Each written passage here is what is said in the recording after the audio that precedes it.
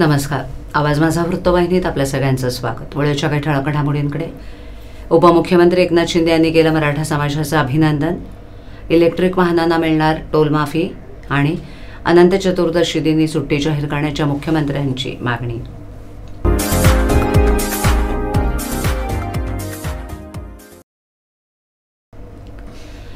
मनोज जरांगे पाटील यांनी 5 दिवस केलेल्या उपोषणावेळी सरकारनं कायम सकारात्मक भूमिका घेतली. त्यामुळेच मराठा समाजाला अपेक्षित असलेला निर्णय घेऊन त्यांना दिलासा मिळवून दिला असल्याचं मत उपमुख्यमंत्री एकनाथ शिंदे यांनी व्यक्त केलं. मराठा समाजाला न्याय देण्यासाठी आम्ही राधाकृष्ण विखे पाटील यांच्या अध्यक्षतेखालील समिती गठीत केली होती. त्या कमिटीनं केलेल्या कामाच्या बळावरच मराठा समाजाला न्याय देणं शक्य झालं असल्यानं या कमिटीतील सर्वांचे शिंदे यांनी अभिनंदन केले. मराठा समाजाला दिलासा देताना याबाबत सर्वंकष चर्चा करूनच हा निर्णय घेतला आहे. हैदराबाद गॅझेट तातडीनं लागू करून सातारा गॅझेटची अंमलबजावणी करण्याबाबत सरकार सकारात्मक आहे. तसंच मराठा आंदोलनादरम्यान ज्यांचा मृत्यू झालाय त्यांना 10 लाख आणि नोकरी देण्याबाबत मी मुख्यमंत्री असताना निर्णय घेतला होता. त्यातील उर्वरित प्रलंबित प्रकरणं आता निकाली काढण्यात येतील असंही शिंदे यांनी स्पष्ट केलं. माझ्या मुख्यमंत्रीपदाच्या कार्यकालात गठीत करण्यात आलेल्या शिंदे समितीनं 58 लाख नोंदी शोधल्या असून त्यातून 10 लाख मराठी बांधवांना कुणबी प्रमाणपत्र देण्यात आले. त्यासोबतच SEBC प्रवर्गातून मराठा समाजाला 10% आरक्षण देण्याचा घेतलेला निर्णय देखील आम्ही हायकोर्टात टिकवलाय. हे आरक्षण देतानाही जस्टिस शुक्रे यांच्या अध्यक्षतेखाली मागासवर्ग आयोगाची स्थापना करून 2,47,00,000 घरांचं सर्वेक्षण करून 58 लाख लोकांचा सर्वे करून मराठा समाजाचं आर्थिक आणि सामाजिक मागासलेपण सिद्ध करून त्यानंतर त्यांना 10% आरक्षण दिल्यानं ते नक्की टिकेल असा विश्वास शिंदे यांनी व्यक्त केला. राज्य शासनानं आज काढलेला GR आहे तो कायद्याच्या कसोटीवर नक्की टिकेल असा विश्वास शिंदे यांनी व्यक्त केला. हा GR काढताना कायदेशीर बाबींचा पूर्ण अभ्यास करून तो करण्यात आलाय. या GRच्या माध्यमातून इतर समाजाचं काही हिरावून न घेता मराठा समाजाला न्याय देण्याचा प्रयत्न करण्यात येणार आहे. या माध्यमातून स्थानिक पातळीवर शहानिशा करून अत्यंत सुलभतेनं कुणबी प्रमाणपत्र काढता येणार आहे.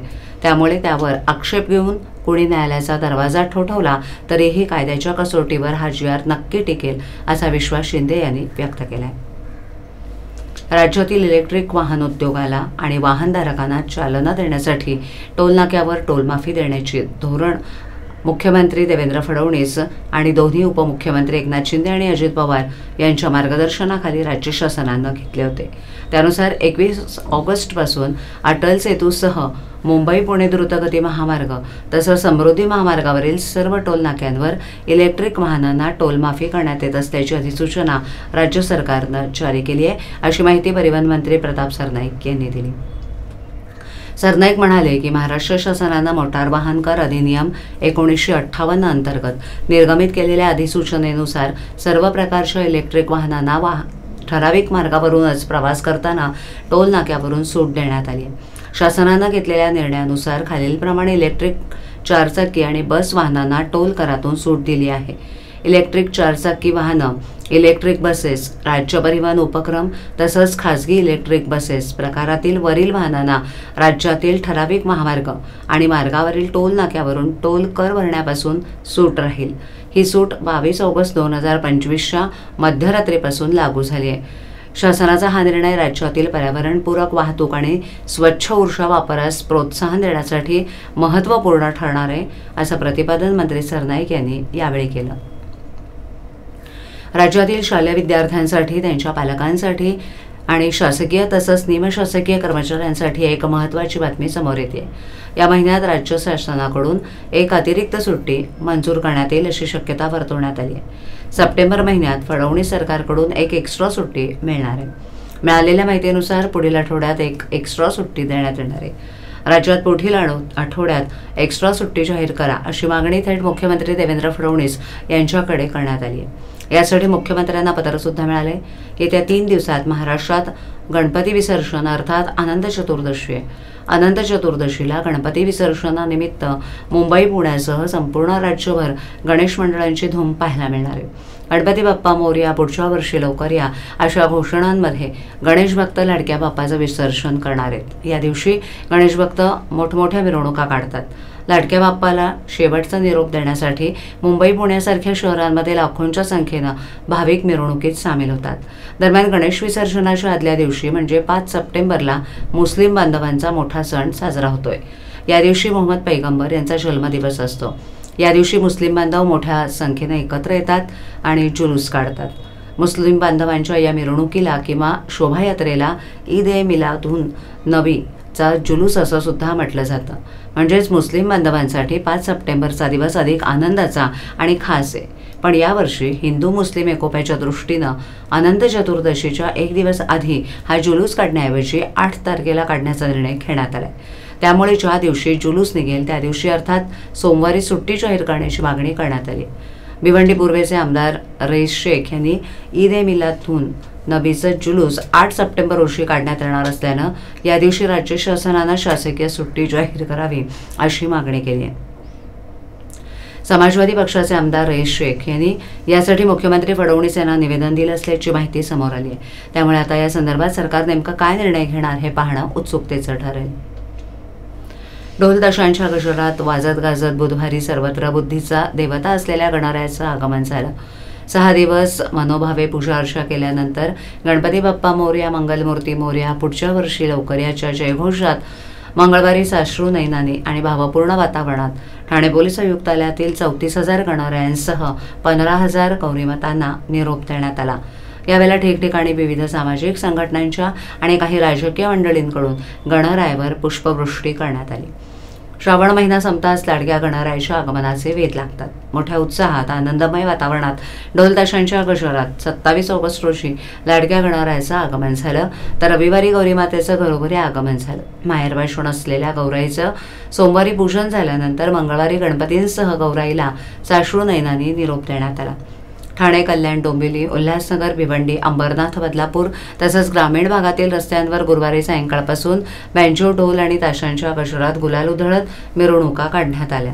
ठाणे पूर्व कोपरीतील कोळीवाडा इथून गणपती विसर्जन घाटाकडे जाणाऱ्या रस्त्यावरून भाविकांनी एकच गर्दी केली होती. गौराईचे नटलेले विलोभनीय रूप आपल्या डोळ्यात सामावून घेण्यासाठी महिला वर्गानं गर्दी केली होती. तर अष्टविनायक चौक राजकीय आणि सामाजिक संघटनेच्या माध्यमातून तिथे पुष्पवृष्टी करण्यात येत होती. मंगळवारी ठाणे पोलीस आयुक्तालयातील 53,582 गणपती आणि गौरी मातेंचं विसर्जन करण्यात आलं. यामध्ये 173 सार्वजनिक तर 34,294 घरगुती गणपती बाप्पांचा तसंच 15,327 गौरी मातांना निरोप देण्यात आला असल्याची माहिती सूत्रांनी दिली. ठाणे शहरात गणेश मूर्तींच्या विसर्जनामुळे तलावांचं होणारं प्रदूषण रोखण्यासाठी पालिकेच्या वतीनं मासुंदा तलाव, खारेगाव तलाव, न्यू शिवाजीनगर, ऋतू पार्क, खिडकाळी तलाव, दातिवली तलाव, वागळे इस्टेट परिसरातील रायलादेवी तलाव नंबर 2 उपवन इथे पायलादेवी मंदिर, आंबे घोसाळे तलाव, निळकंठ वुड्स उपवन तलाव, बाळकुम रेवाळे आणि कावेसर या ठिकाणी कृत्रिम तलाव निर्माण करण्यात आलेत. तसंच वाहत्या पाण्यात विसर्जन व्हावं या दृष्टिकोनातून पालिकेच्या वतीनं पारसिक रेती बंदर, कोलशेत, कोपरी, कळवा पूल, कळवा, बाळकुम घाट आणि दिवा घाट असे एकूण 7 विसर्जन घाट तयार केले आहेत. ठाणे रेल्वे स्थानकात लोकलमधील गर्दीत चढताना वेगवेगळ्या 4 घटनेत 2 लाखाहून अधिक किमतीचे 4 मोबाईल फोन चोरीला गेलेत. या प्रकरणी ठाणे लोहमार्ग पोलीस ठाण्यात गुन्हा नोंदवण्यात आला. डोंबिवली येथील अर्णव भराडी हे ठाण्यातून कामावर घरी जाताना कल्याण लोकलमध्ये चढले. त्यावेळेला पॅन्टच्या खिशामध्ये ठेवलेला 48,000 रुपये किमतीचा फोन चोरीस गेलाय. तर दुसऱ्या घटनेत आदित्य गायकवाड यांचा देखील सोमवारी CSMT लोकलमध्ये चढताना 65,000चा मोबाईल फोन चोरीस गेलाय.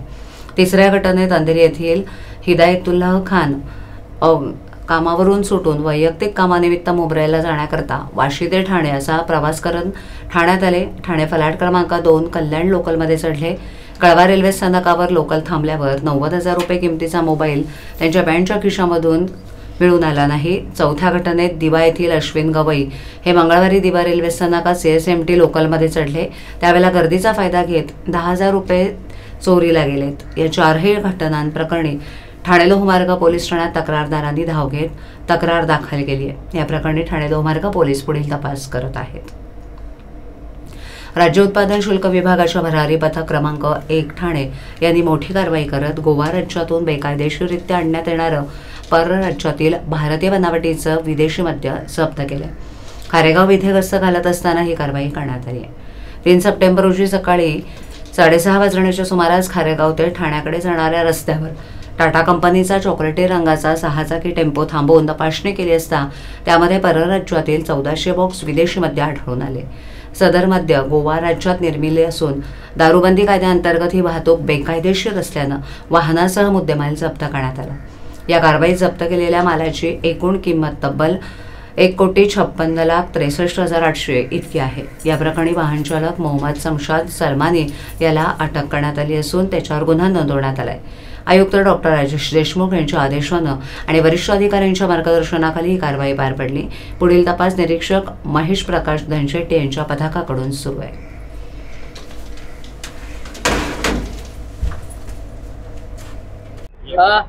तर कशा प्रकारची कारवाई राज्य उत्पादन शुल्क विभागाने केलेली आहे, किती मुद्देमाल आहे, किती आरोपी अरेस्ट आहे आणि या संपूर्ण एवढ्या मोठ्या मुद्देमालाच्या मागे कुठलं रॅकेट असू शकतं का, काय सांगाल? अधीक्षक राज्य उत्पादन शुल्क ठाणे कार्यालयाच्या अधीनस्थ आमचे भरारी पथकाचे निरीक्षक श्री धनशेट्टी आणि यांच्या टीमला अशी माहिती मिळाली, गुप्त माहिती मिळाली की ठाणे जिल्ह्यातून गोवा राज्यामध्ये निर्मित असलेली, गोवा राज्यामध्ये एक्साईज ड्युटी कमी असल्यामुळे तिथे विदेशी मद्य स्वस्त असतं, तर अशा मद्य ठाणे जिल्ह्यात येणार आहे आणि त्याची वाहतूक आपल्या जिल्ह्यात होणार आहे अशी त्यांना माहिती मिळाली। तर त्यांनी आज सकाळी 6 वाजण्याच्या सुमारास खारेगाव ते ठाणे या रस्त्यावरती एका संशयित वाहनाची तपासणी केली ट्रकची।